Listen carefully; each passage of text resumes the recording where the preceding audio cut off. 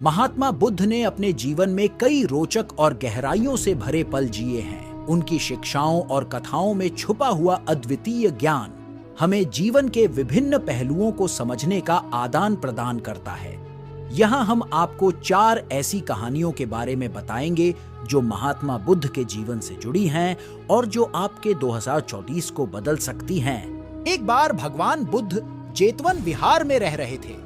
भिक्षु चक्षुपाल भगवान से मिलने के लिए आए थे। उनके आगमन के साथ उनकी दिनचर्या, व्यवहार और गुणों की चर्चा भी हुई। भिक्षु चक्षुपाल अंधे थे।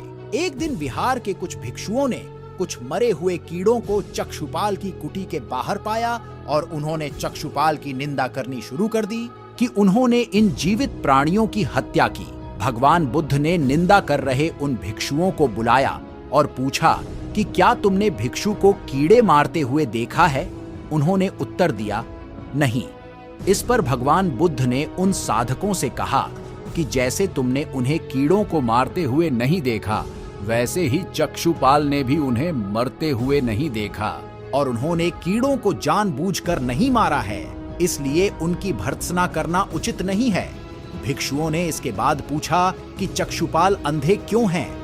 उन्होंने इस जन्म में अथवा पिछले जन्म में क्या पाप किए?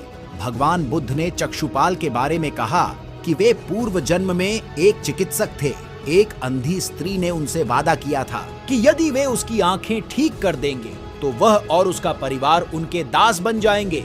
स्त्री की आंखें ठीक हो गईं, पर उसने दासी बनने के भय से यह मानने से इनकार कर दिया। चिकित्सक को तो पता था कि उस स्त्री की आंखें ठीक हो गई हैं। वह झूठ बोल रही है, उसे सबक सिखाने के लिए या बदला लेने के लिए। चक्षुपाल ने दूसरी दवा दी। उस दवा से महिला फिर अंधी हो गई। वह कितना ही रोई पीटी, लेकिन चक्षुपाल जरा भी नहीं पसीजा। इस पाप के फल स्वरूप अगले जन्म में चिकित्सक को अंधा बनना पड़ा। भगवान बुद्ध का जब पाटलिपुत्र में शुभागमन हुआ तो हर व्यक्ति अपनी अपनी सांपत्तिक स्थिति के अनुसार उन्हें उपहार देने की योजना बनाने लगा। राजा बिंबिसार ने भी कीमती हीरे, मोती और रत्न उन्हें पेश किए। बुद्धदेव ने सबको एक हाथ से सहर्ष स्वीकार की। इसके बाद मंत्रियों, सेठों, साहूकारों ने अपने अपने उपहार उन्हें अर्पित किए और बुद्धदेव ने उन सबको एक हाथ से स्वीकार कर लिया। इतने में एक बुढ़िया लाठी टेकते वहां आई। बुद्धदेव को प्रणाम कर वह बोली, भगवन, जिस समय आपके आने का समाचार मुझे मिला उस समय मैं यह अनार खा रही थी।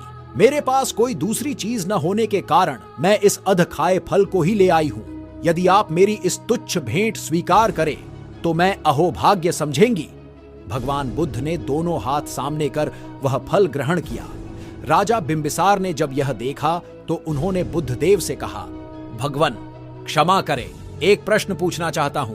हम सब ने आपको कीमती और बड़े बड़े उपहार दिए जिन्हें आपने एक हाथ से ग्रहण किया, लेकिन इस बुढ़िया द्वारा दिए गए छोटे एवं झूठे फल को आपने दोनों हाथों से किया। ऐसा क्यों? यह सुन बुद्धदेव मुस्कुराए और बोले, राजन, आप सब ने अवश्य बहुमूल्य उपहार दिए हैं, किंतु यह सब आपकी संपत्ति का 10वां हिस्सा भी नहीं है।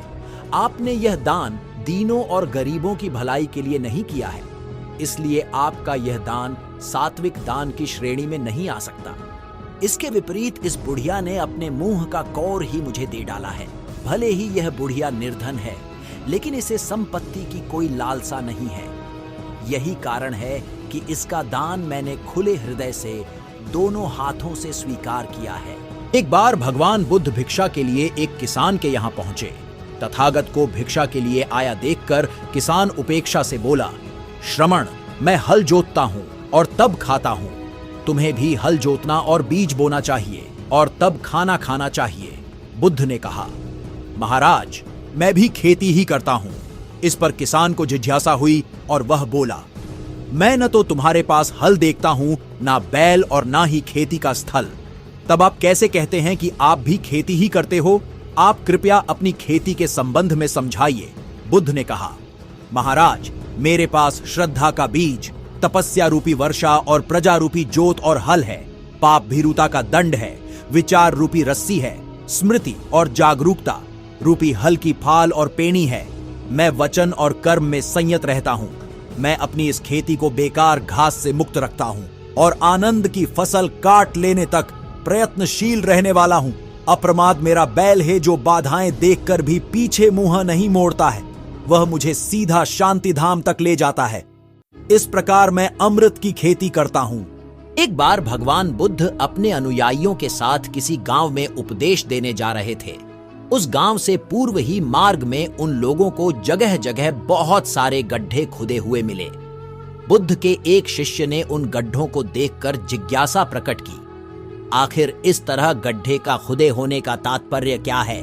बुद्ध बोले, पानी की तलाश में किसी व्यक्ति ने इतने गड्ढे खोदे हैं।